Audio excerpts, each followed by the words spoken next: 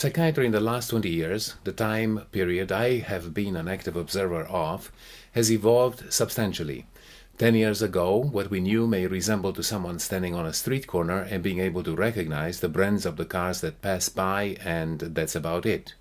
What is now known is not only the brand of the cars, but also what is under the hood of the car, what kind of engine is in there, diesel for strokes, electric or hybrid, what kind of transmission the car has, manual or automatic, what kind of traction, front wheel, rear wheel or four-wheel drive, and so on.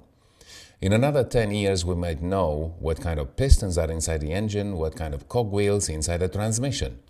These impressive advances of science in general have tempted some, such as Charles Duell, director of Bureau of Patents in 1989, to believe that, quote, all that can be invented has already been invented, unquote, a statement in retrospect downright ridiculous, since only a few years later the explosion of informatics opened the door to a much more vast chapter of human discovery than anything that happened up to that point. Ray Kurzweil, in his book The Singularity is Near, predicted correctly that we are not going to experience a slowing down of the scientific discovery as if we are nearing the edges of knowledge. On the contrary, not only that science is not slowing down, as if it is increasingly more difficult to find out something new about the universe, but rather the pace of scientific discovery is accelerating. Kurzweil predicts that we will reach a point, which he called a singularity, where the rate of scientific discovery is going to exceed human ability to assimilate it. And in that moment, human race will have to invent ways to increase intellectual power much more than biological evolution can deliver. He suggests that in time, people will begin to improve themselves using genetic engineering, nanotechnology, artificial intelligence. People will necessarily become a sort of hybrid between human being and machine. But until we get there, let's try to focus on a much less complicated subject, but which still does very well illustrate the acceleration of scientific discovery, namely the question of marijuana. The universe was born 13.8 billion years ago with a tremendous explosion, the so-called Big Bang. The solar system was formed 4.5 billion years ago. Life began on Earth 4 billion years ago. Only 200 million years ago, mammals split from reptiles. 60 million years ago, primates split off from mammals. 20 million years ago, hominids branched out of primates.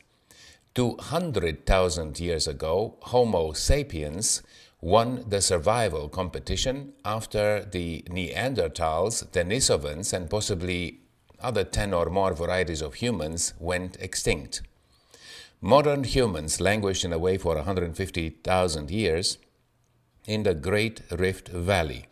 There is a geological trench formed when the African tectonic plates started splitting into two separate parts, drifting apart from each other and forming in the process a valley that stretches from Ethiopia through Kenya and Tanzania. Only 50,000 years ago, modern humans began to migrate. In the south, they went only down to the tip of Africa, where they had to stop since they had nowhere to go from there. But in the north, the path was free to populate all Earth, including the American continent, by crossing the Bering Strait, which at that time was a permanent bridge of ice.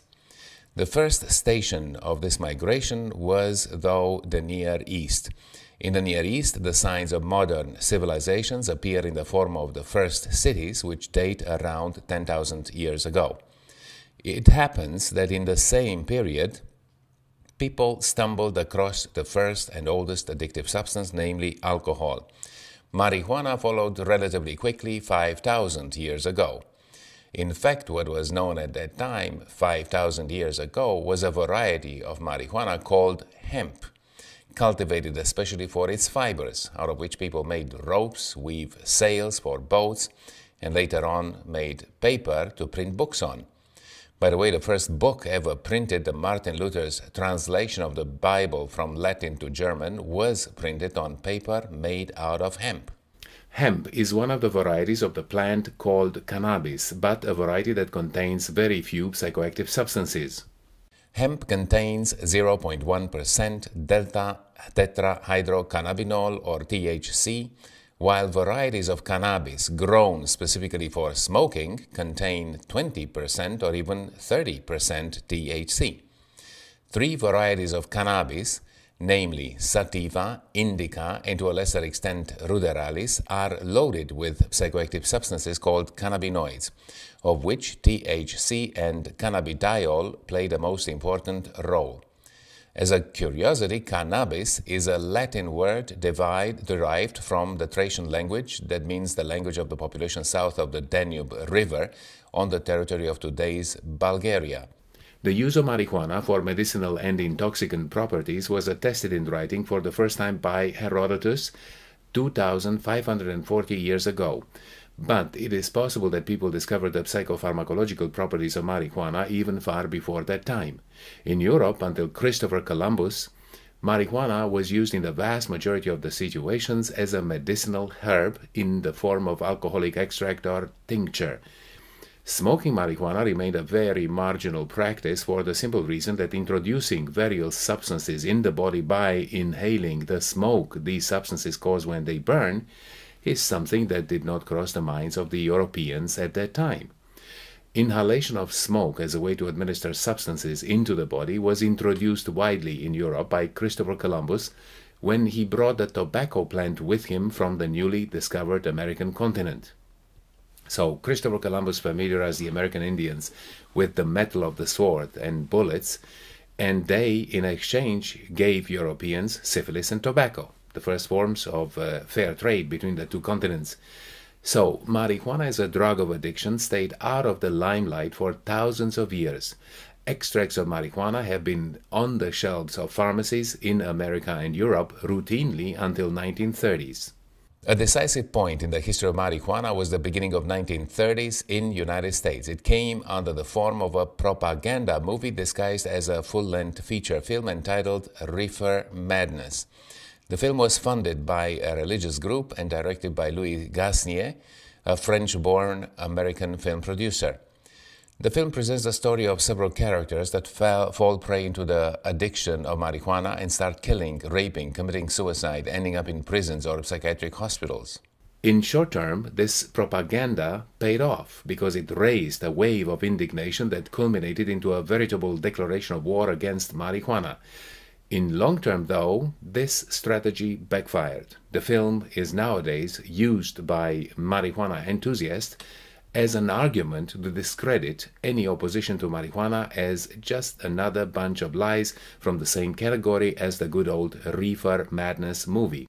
Harry Anslinger, head of the Federal Bureau of Narcotics, was the one who embedded into law the categorical rejection of marijuana by the United States public. In 1934, the state uniform law against narcotic drugs, promoted by Anslinger and accepted by a public sensitized by the movie Reefer Madness, placed marijuana in Category 1 of illicit drugs, which contains substances with no medical value and whose use is forbidden in any form under any circumstances. Even morphine and cocaine are in Category 2, which means that products based on these substances are permitted for medical purposes, while marijuana has remained until now in Category 1. As a curiosity, the word marijuana comes from Mexican Spanish. Some say it comes from the name Maria Juana, the Spanish equivalent of the American Mary Jane, but others say it comes from the word Malijuan, which means prisoner in a Mexican Indian dialect. Quite appropriate for an addictive product, I might say. Harry Anslinger was the one who promoted the name marijuana, possibly for 2 reasons. First, it would have sounded pretty ridiculous to declare war against hemp, which in most people's minds was associated with fabric and ropes, and secondly, a clearly Hispanic-sounding word appealed to the racist sentiments common in the anti-Hispanic white population at that time. A second chapter in the history of marijuana was demarcated by the hippie movement. The movement began in the 1960s with origins in the anti-Vietnam War, and from that discontent, a social movement was born that rejected the traditional value of the majority of the American society of that time. As, for example, work in giant national corporations, the so-called cradle-to-grave employment, raising a family, formal education, competing for accumulating material possessions. The hippies raised against the conservative culture of the society, and not a small part of their defiance was the widespread use of psychoactive drugs. By far the most widely used drugs at that time became marijuana. Smoking cannabis became practically the background of the movement all through its existence. It is possible that marijuana facilitated, if not directly, caused the typical lack of direction, ambition, and generally the lack of objectives of this movement. Part of the social effects of the hippie culture was also the widespread and massive consumption of marijuana by millions of Americans at that time. And when you have such a massive and lasting use of any drug, there is plenty of time to see the real effects on the consumers. It came out very clearly that marijuana is far from the poison image that religious and conservative groups were presenting it to the public. So gradually we are getting to the controversy marijuana creates. On one hand, we have the traditional image of marijuana as a dangerous and completely useless substance. On the other hand, we have the image of marijuana as a minor guilty pleasure, at least when compared to the other two legal vices, alcohol and tobacco.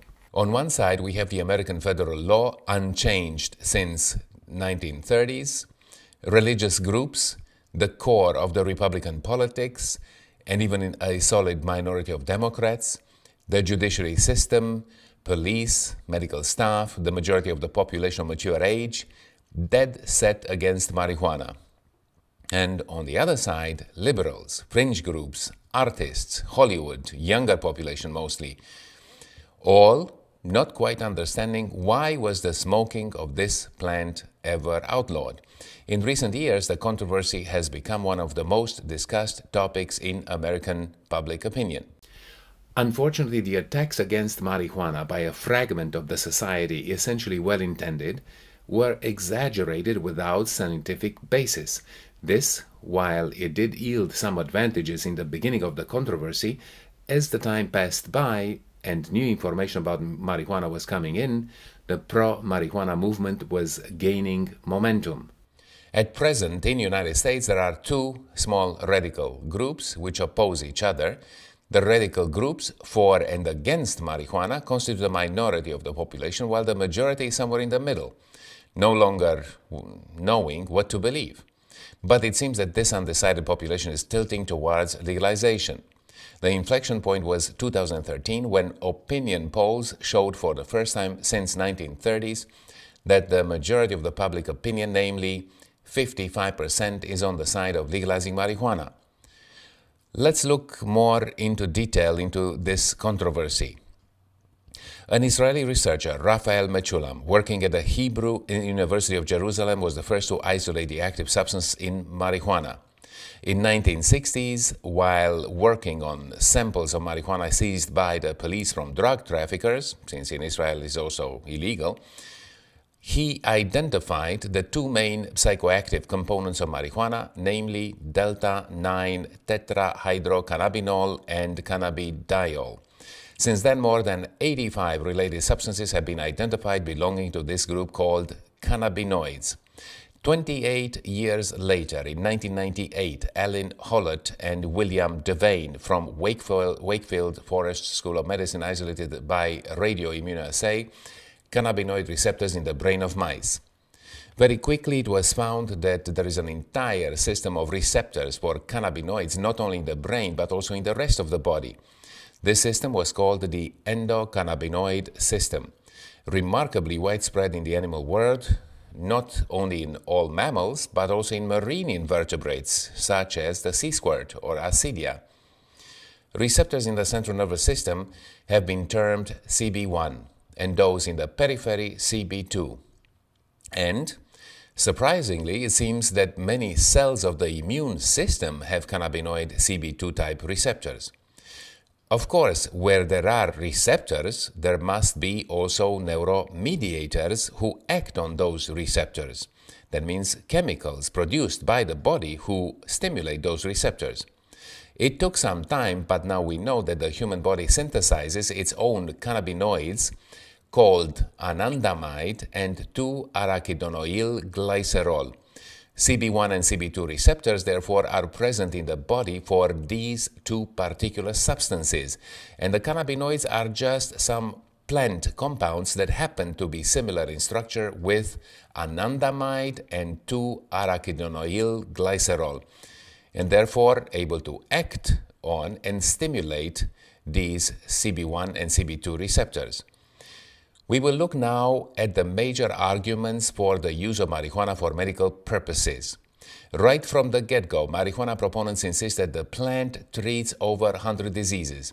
Any serious doctor, when hearing such a claim, becomes instantaneously very suspicious. Until now, there is no medicine on the face of the earth that can treat over 100 diseases. But nevertheless, let's look at some of the most commonly talked about medical properties of marijuana. 1. Increased appetite in AIDS and cancer patients. It is true that studies in 1971 have shown an association between cannabis use and short-lived appetite increase with some preference for sweets. But studies in AIDS patients are ambiguous at best. This increase in appetite does not clearly translate into an increase in weight in AIDS patients. A meta-analysis of multiple studies was made by Lutge, Gray, and Siegfried in Peter-Maritzburg in 2013. They reviewed all studies published in the medical databases Medline, Embase, Central, CCTR. Their conclusion was that smoking marijuana does not decrease mortality or morbidity in AIDS. But there is some kernel of truth in the link between weight gain in AIDS patients and marijuana. In a placebo-controlled studies, there was a statistical significant but small difference between active treatment group and placebo. Namely, 0.1 kilogram weight gain in the active treatment group compared with 0.5 kilogram weight loss in the placebo group. But that study did not use marijuana cigarettes, did not even use THC, tetrahydrocannabinol. It actually used dronabinol, a cannabinoid synthesized by the pharmaceutical company Solvay. Dronabinol is on the American market under the name of Marinol since 1985. And as a footnote, dronabinol happens to be extracted from sesame seeds and not from marijuana, but it is nevertheless part of the cannabinoid family. Studies about weight gain using marijuana cigarettes are at best mixed in their results. A study done in Cantonal Hospital of St. Gallen in Switzerland with 234 cancer patients did not notice any changes in weight or appetite among patients treated with marijuana or cannabis extract versus placebo. As you see, the fact that smoking marijuana leads to a brief increase in appetite doesn't necessarily mean that marijuana is a miracle drug for the treatment of weight loss in patients with AIDS or cancer. The irony is that many psychiatric medications increase weight to a far greater extent than marijuana, and this is considered a huge headache in most of the circumstances. The biggest culprits from that point of view are olanzapine, clozapine, valproic acid, lithium, mirtazapine. In 20 years of practicing psychiatry, I have not seen one patient complaining that marijuana caused them to become obese. While some patients treated with olanzapine or clozapine start inflating like a balloon after 4 or 5 months of treatment with those medications. Of course, it would be absurd to use neuroleptics to help AIDS or cancer patients to gain weight. But if those patients happen to suffer from a psychosis or a mood disorder, then they have much more effective medications than marijuana that can treat both their psychiatric illness and weight loss in the same time. Now, 2. Multiple sclerosis. Here we have something unusual in marijuana research. In 2009, Lacan and Rowland, researchers from the Global Neuroscience Initiative Foundation, have reviewed the databases Medline, PubMed, Central, Ovid for studies related to the use of marijuana in the treatment of multiple sclerosis. Their conclusion was that indeed spasticity in MS was marginally improved by the marijuana effect that though didn't last too long after the cessation of the treatment. What is unusual about this is that this is a very rare example of studies concerning marijuana that were able to prove objective improvement. That means improvement when objective measures are used and not just subjective reports. The vast majority of marijuana-related studies only look at subjective improvements That means changes that patients themselves report and not something that can be measured objectively, independent of the patient's opinion. And this is a big problem for marijuana studies, and maybe also a clear explanation of why people from all over the world praise the medicinal properties of marijuana. Well, if you administer a substance which produces a pleasant state, of course, no matter what you treat, patients may tend to report an improvement in all the problems you might ask them about. The same as winning the lottery can make people feel that they are cured of arthritis and gout and epilepsy and migraine and many others. Now, something much more serious. Even multiple sclerosis is a very serious subject, but when we bring about the topic of cancer, then everyone is going to pay attention. Let's see what the marijuana enthusiasts have to say about cancer. Neither more nor less that marijuana is a cure for a lot of cancers such as astrocytoma, glioblastoma, bladder cancer, breast cancer, melanoma, cancer of the immune cells, and most daring of all, cancer of the lungs.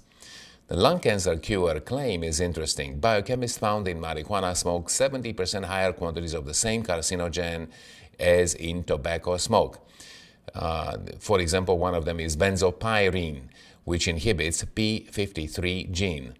This gene, when not impaired by benzopyrene, prevents the proliferation of cancerous cells. So if researchers found 70% more benzopyrene in marijuana smoke, it is very normal to pull the alarm signal and warn the public about the danger of cancer when smoking marijuana. But it seems that this time marijuana opponents were quick to draw premature conclusions. A major study done in California in 2005 by the National Institute of Drug Abuse, led by Dr. Donald Tashkin, did not find any evidence of any connection between smoking marijuana and cancer of the lungs. But it also failed to find any protective effect of marijuana smoking against lung cancer, what the marijuana proponents actually hoped to see. The study was the best kind, that means prospective. First, it identified 5,000 marijuana smokers who used marijuana cigarettes daily, at least 3 joints every day, and followed them for no less than 20 years, which is really impressive. If this study did not find any association between marijuana and cancer of the lung, then we can say with enough certainty that marijuana does not cause cancer of the lung. But how can one say something like that when marijuana smoke contains the same carcinogens or even in higher quantity than tobacco? And smoking tobacco, beyond doubt, causes several forms of cancer and especially lung cancer. Countless studies prove that smoking tobacco increases 20 times the risk of lung cancer. Then how is it then possible that smoking marijuana does not cause lung cancer? There are 2 possibilities. Either marijuana contains substances that protect the lungs from the damage caused by benzopyrene, or researchers overlooked a quote-unquote little detail. Smoking tobacco is categorized as massive when it involves more than 40 cigarettes per day, while smoking marijuana is considered massive when it involves more than 3 cigarettes a day. So simply it is possible that smoking marijuana doesn't cause cancer because smoking 3 joints of marijuana leads to inhaling much less smoke, that means much less carcinogenic substances than smoking 40 tobacco cigarettes. But let's address the anti-cancer properties of marijuana. It all started in the Complutense Universidad Madrid in 2004. At that time, Cristina Sanchez, who holds a PhD in molecular biology, was studying the metabolic effects of cannabinoids on human cells. She worked on a cell culture called C6, which comes from a line of tumoral cells originally derived from a glioma, which is a glial cell cancer of the central nervous system. Sanchez was interested in studying the metabolic effects of cannabinoids, but she stumbled upon a quote-unquote problem.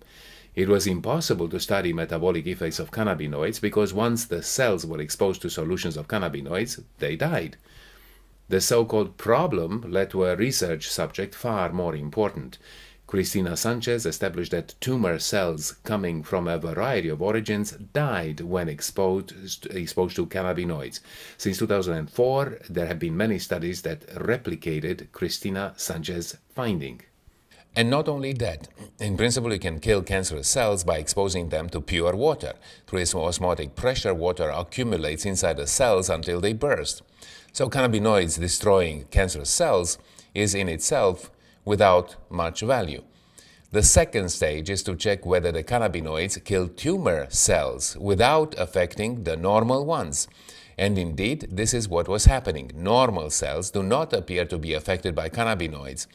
But do not get too excited yet. The next stage would be to study these effects in vivo, that means on laboratory animals. At this stage, as it is the case with many other anti-cancer substances, cannabinoids stopped appearing so miraculous. Studies on mice have shown that intratumoral injections with cannabinoids cure 20 to 30% of the mice with glioblastoma, and in a significant additional percentage, at least temporarily, it stops the growth of the tumor. The cannabinoids kill cancerous cells through several mechanisms. Cannabinoids have an anti-proliferative effect, anti-metastatic effect, anti-angiogenetic effect, and most interestingly, an apoptotic effect. Apoptosis designates the natural death of a cell that follows necessarily after a certain number of cell divisions. Cancerous cells lose this trait and multiply forever. It looks like somehow cannabinoids acts as a memento mori for cancer cells, reminding them that it is time to die. That means they turn on the genes that cause normal cells to self-destruct after a specified time or after a certain number of cell divisions. It is fascinating and vitally important trait of all the cells in the organisms. As living cells multiply, they get increasingly burdened by more and more errors in the genetic code, up to a point after which the cells become completely unable to work harmoniously within the body. The genetic code is somehow aware of this fact and has prepared a cyanide pill in the form of a gene that, when enabled, it causes the cell to self-destruct. When the suicide gene is blocked, as for example by benzopyrene, cells do not die. But because they become loaded with genetic mistakes, the cells become monsters, psychopaths, and begin to invade and destroy whatever tissue lies around. And, what is even more of a problem, no longer adhere to one another so well, therefore start spreading throughout the body and seed distant tissues with these abnormal cells. Slowly, this whole enormous system of cells, that is the human body, starts failing and can no longer survive. So, cannabinoids remind the cancer cells that have exceeded their allowed number of divisions and must commit suicide as any other decent cell. The normal cells are not affected at all because they did not forget to self-destruct, so it is a reminder that has no effect.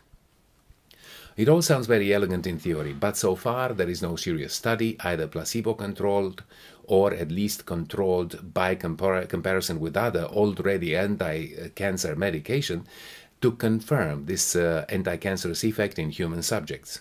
So marijuana passed the in vitro test, somewhat passed laboratory animal tests, but tests on human subjects simply do not exist. Some studies, though, are being undertaken. There's a study in Leeds, England, using Sativex, a marijuana product, for glioblastoma, a study in Glasgow, Scotland, using dexanabinol, another cannabinoid, for metastasized solid tumors, and another study in Hadassah Medical Center in Israel using cannabidiol for solid tumors of any kind. And there are several others as well. So there is potential, but at the moment, touting the anti-cancer properties of marijuana is downright absurd.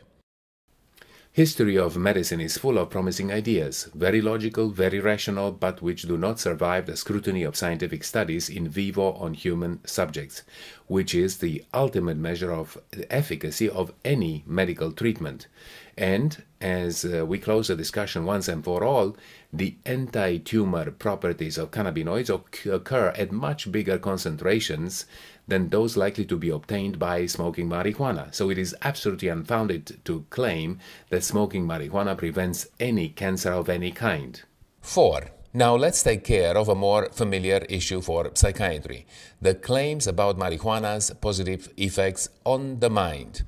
First, an aspect which is simple and undisputed. Marijuana makes people feel good.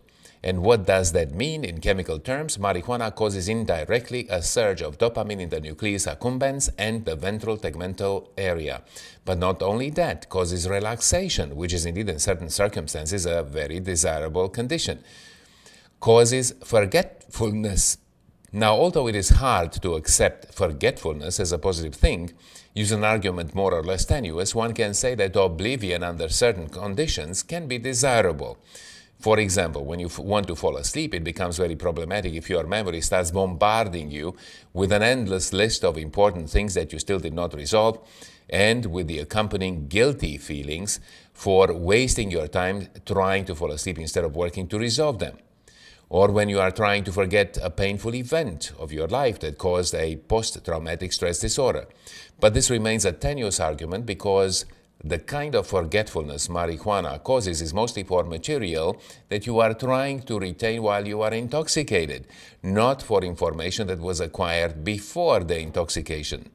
So let's say, so far, arguments for marijuana use are still standing. Barely, but still standing. Now, when marijuana proponents begin to speak about curative properties in major depression, generalized anxiety disorder, idiopathic insomnia, it all starts to appear very suspicious. It looks like marijuana enthusiasts completely confuse the symptoms with the disease. The fact that marijuana creates a temporary euphoria does not mean it is a treatment for this complex disease called major depression.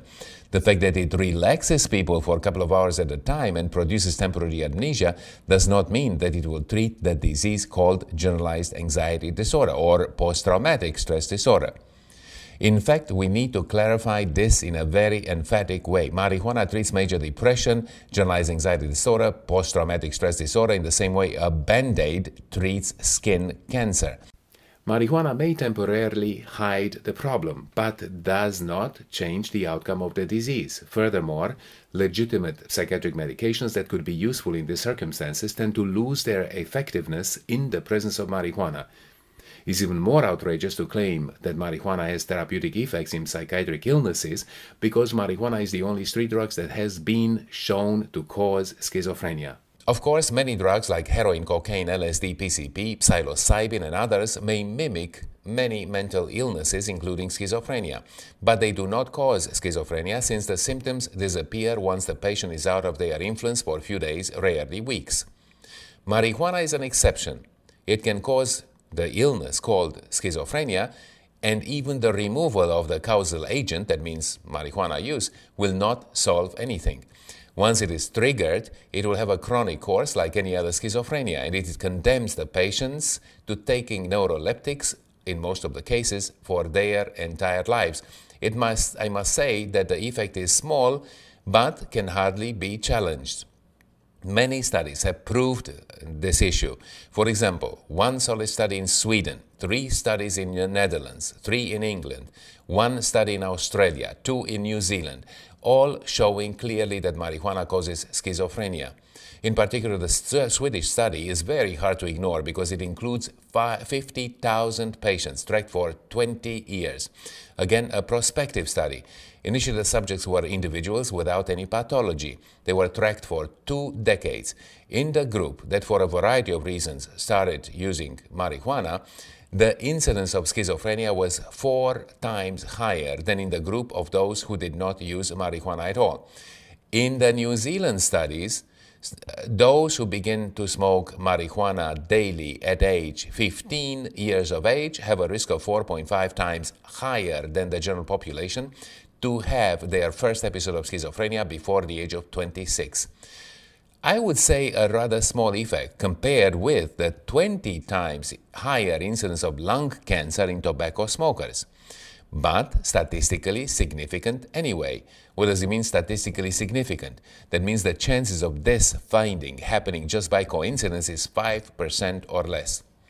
Marijuana supporters immediately jumped on the classic argument. Correlation does not mean causation. Maybe the same risk factors causes both schizophrenia and addiction to marijuana. Maybe a certain gene or combination of genes cause both marijuana and schizophrenia. But if the genes causing schizophrenia can also cause addiction to marijuana, then the relatives of patients suffering of schizophrenia should have an increased risk of addiction to marijuana. And that is simply not true, since there are studies showing that if you have a relative sick with schizophrenia, you do not have a higher risk to become addicted to marijuana. You do have a higher risk to develop schizophrenia, but not an increased risk of addiction to marijuana. Once that hypothesis was off the table, marijuana enthusiasts came up with the idea that marijuana is some kind of natural treatment to which future schizophrenia patients are attracted in an attempt to escape some discrete prodromal symptoms of this illness present even before it becomes completely manifest. This way causing the appearance of causation when in fact it is just a treatment attempt of an illness that is about to happen. This hypothesis was also shattered by studies showing that people with schizophrenia have an increased risk of becoming dependent to any drug, some of them clearly associated with deterioration and not improvement of prodromal symptoms. So the theory of treatment doesn't really stand either. No matter how you look at it, marijuana as a treatment for psychiatric illness is a complete aberration. Finally, I will discuss another argument often used by those who want to legalize marijuana for recreational purposes. Honestly, the mere idea of using marijuana for recreation is absurd. Words like recreation should be reserved for healthy activities that regenerate the mind and the body. For example, physical exercise, traveling, hiking in nature, listening to music, playing an instrument. Using this term recreation to describe what happens when you smoke marijuana is outright bizarre. It can be said that marijuana relaxes people, but it's absolutely ridiculous to say it recreates, since smoking marijuana does not make people stronger and more motivated to start working the next day and provide a useful service to the society. On the contrary, after a day of smoking marijuana, your ability and willingness to put in a good day's work will be lower than before. Once this becomes obvious, the argument changes into, what's wrong with using it? It ultimately makes people happy and doesn't kill anyone.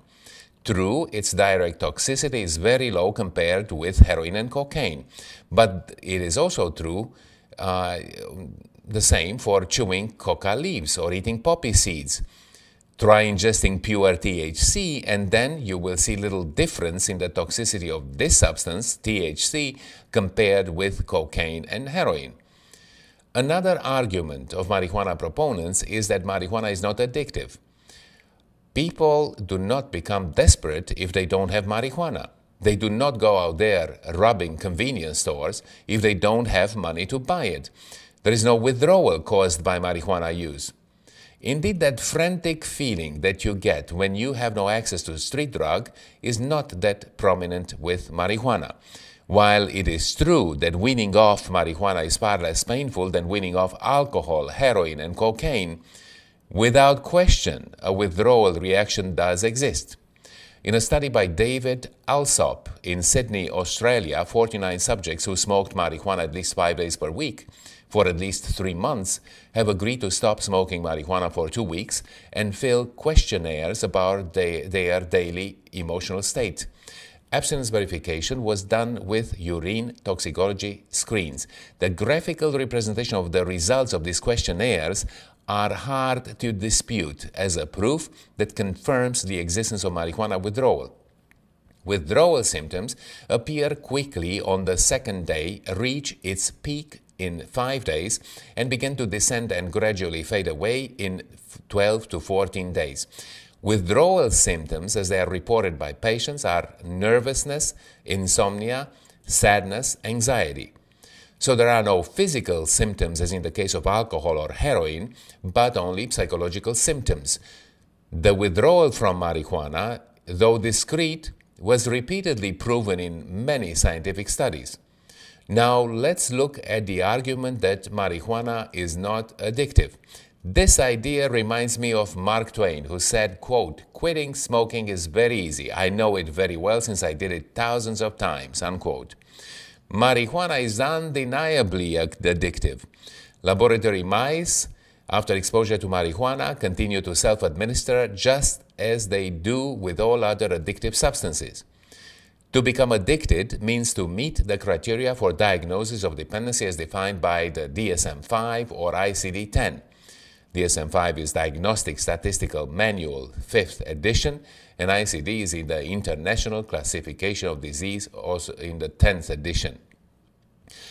Let me remind you that after ICD-10 diagnostic system, addiction is present when the patient meets 3 out of 5 criteria at any time in the year preceding the assessment. In the DSM-5 system of diagnostic, conditions for addiction are even easier to meet as they involve the presence of at least 2 out of a long list of 11 criteria at any time in the year preceding the assessment. I will not go into details, but the criteria for addiction are common for both systems, ICD-10 and DSM-5. As, for example, intense desire to smoke marijuana, withdrawal when marijuana is abruptly interrupted, tolerance to the intoxicating effects of marijuana, continued use of marijuana despite legal, interpersonal, financial, professional problems it creates, and so on. You have to be completely blind or deaf to ignore these signs in certain users of marijuana. Yes, indeed, not all people who smoke marijuana end up developing the kind of problems that constitute a diagnosis of addiction. As with other drugs, only a minority of users become dependent, but that does not mean that there is no such a thing as addiction to marijuana. Another issue that marijuana enthusiasts raise is that marijuana, which has a much smaller direct toxicity than alcohol and tobacco, is deemed to be a poison, while alcohol and tobacco are absolutely legal. That is indeed true. There is an inconsistency there. But if humanity has already made the mistake to accept alcohol and tobacco as legal, does that mean that we should continue to repeat these mistakes and legalize marijuana and cocaine and heroin maybe? Don't we have the responsibility to learn from our errors and not repeat the mistakes of the past? After all, the decision to legalize marijuana is a political one. We as psychiatrists can only inform the public and politicians of the scientific facts. And even if marijuana will be legalized, that doesn't change the fact that using this product doesn't bring anything of value to human society, except maybe for a very transitory, artificial and non-sustainable feeling of well-being, for which you pay later too high of a price through decreased intellectual abilities, decreased motivation in actualizing your full potential, worsening any underlying psychiatric problem, or even creating one in a context in which none should have existed. It would be a mass self-deception to justify legalizing marijuana for medical reasons, or even more absurd, for recreational purposes. We must call things as they are. Marijuana is no more than just another vice like alcohol, tobacco, drugs, gambling, prostitution. The only somewhat philosophical justification to legalize marijuana would be the principle of giving as much personal freedom as possible to all the members of the society, even if it runs the risk of people making some, hopefully few, stupid decisions as well.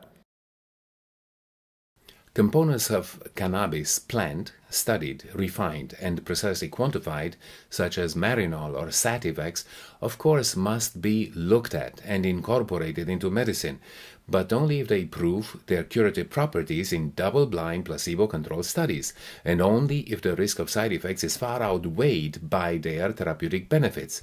Marijuana has the potential to lead to elegant medical solutions for certain diseases, but that is for the medical field to establish.